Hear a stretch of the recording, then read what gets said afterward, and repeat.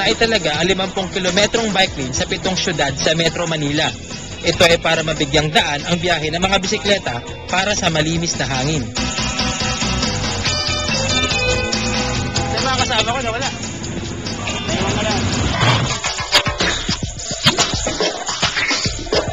Sa ilalim ng dagat, lahat ng nilalang ay may papel na ginagampanan. Ngayong linggo, panandalian kong iiwan ng pagiging veterinaryo para sa isang Earth Day mission.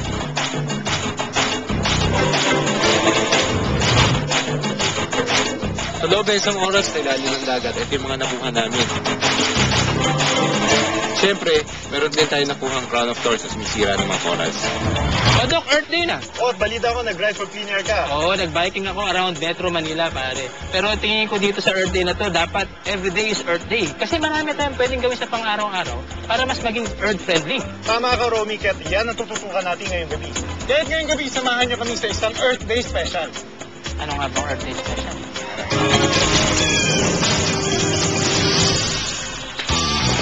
Ngayong linggo, panandalian kong iiwan ng pagiging veterinaryo para Ang fly o alitaptap ay isang simbolo ng malinis na hangin. Pero ang dating maliwanag na ilaw na nanggagaling sa mga alitaptap, tila pundido na.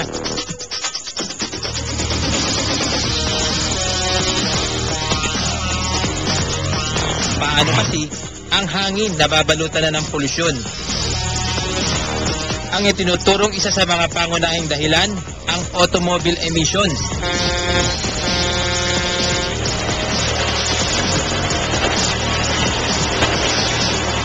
Nakikita mo, yung Metro Manila, balot ng kulay brown na usok. Ano? Nakikita ko, yung Metro Manila, balot ng hindi magandang hangin. At ang resulta? Pag nagsunog ka ng kahit anong fuel, ano? Nag-i-emit ka ng mga greenhouse gases. Ano?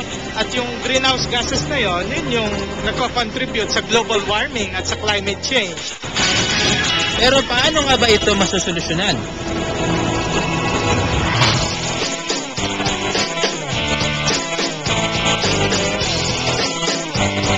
Ito ay ikasampung Tour of the Firefly sa Pilipinas simula taong 1999. Pinopromote din nila yung bike commuting na tinatawag. Ito yung, sabi nga nila, one bike, one less car. Sana. Kung ginagamit mo siyang commute, sa office, papunta na kung saan-saan, edi mas konti yung gasoline consumption mo, di ba? Kaya siyempre, para ipaalala ang itsura ng alitaptap, kasamang magbibisikleta si Firefly Man. Ang iba naman, nagdamit ng simbolo ng iba pang problema sa bansa. Makita nyo, rice shortage, alternative, pag-promote sa pagkain ng saging, sapagkat ito ay dagdag sa carbon loading natin. So, mahaba-haba yung bike natin ngayong araw na to. 50 kilometers na road biking around Metro Manila. So, ito pala simula natin. Nasa Chendrecitas tayo ngayon. Handa na ba tayo lahat?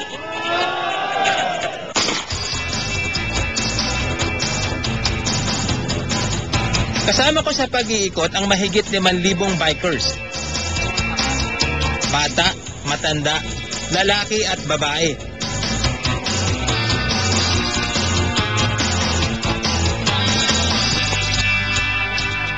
Malaya ang bawat isa sa pagpedal sa kalsada.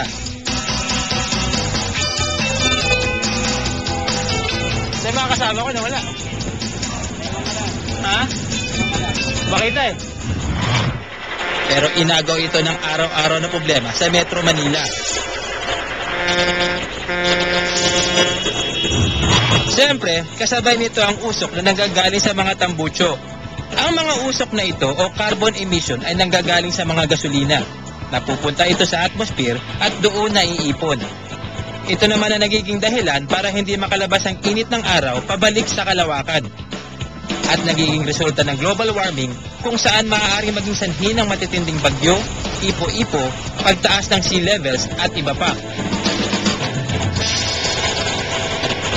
Pero siyempre, tuloy pa rin ang pag-iikot. Tayo ba? Lalo na sa araw na ito lang naitalaga ang 50 kilometrong bike lane sa 7 syudad sa Metro Manila. Ito ay para mabigyang daan ang biyahe ng mga bisikleta para sa malinis na hangin.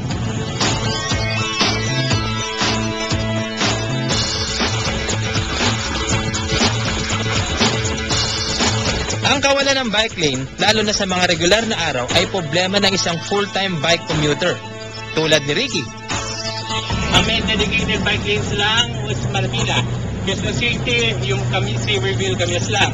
Maliban doon, wala nang nasundan. Ang iba naman daw, mapanganib. Kailangan actually i-share the road. Pero it's deadly to bike in Quezon City Circuit. Sa mga karelista, yung Sundays, nagra-ride dyan, kasi supposedly this is a dedicated bike lane. Pero marami nang aksidente na siklista kasi getting more circle. At para mapagpatuloy ang pagbike, kailangan uminom muna tayo. Ito ang pagkakataon para sa amin na mag-refill ng tubig. So, mas magandang gamit namin containers, reusable. Pag naubos, salil na salil, di ba? Ito lang ng plastic. Tapon-tapon, kalat na dahil kakalat.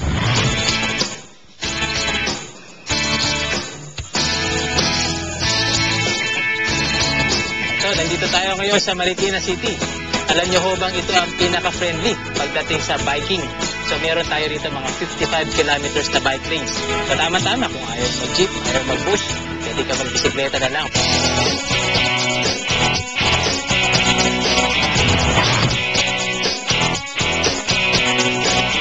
Sa Marikina, gusto namin pa-implement yung non-motorized transport na hindi tayo gumagamit ng gasolina. At the same time, nakakatulong tayo sa nature. And then, napiprevent natin yung masyadong air pollution. Kaya ang mga residente dito, mula sa pagpasok sa trabaho, pamamalengke at pamamasyal, gamit ay bike. At para sa mga pupunta sa malayo, pwede na lang iwanan ng bike sa ilalim ng LRT.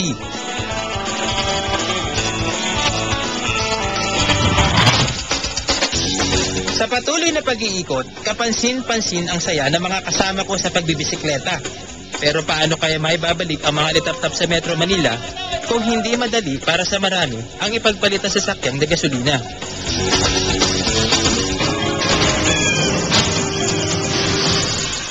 Alip na energy bar na mahal, ito ang cheap version natin ng energy bar sa Pilipinas.